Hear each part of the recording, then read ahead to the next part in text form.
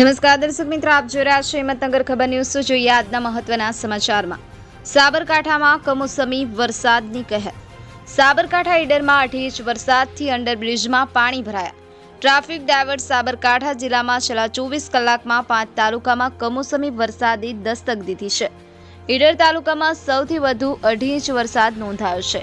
ઈડરમાં 4 કલાક દરમિયાન થયેલા ભારે વરસાદને કારણે નીચાણવાળા વિસ્તારોમાં પાણી ભરાયા છે।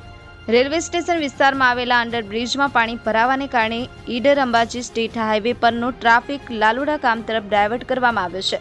પવન અને વીજળીના કડાકા ભડાકા સાથે વરસાદ પડ્યો હતો। રેલવે અંડરબ્રિજમાં પાણીના નિકાલની વ્યવસ્થાના અભાવે પાણી ભરાયું હતું।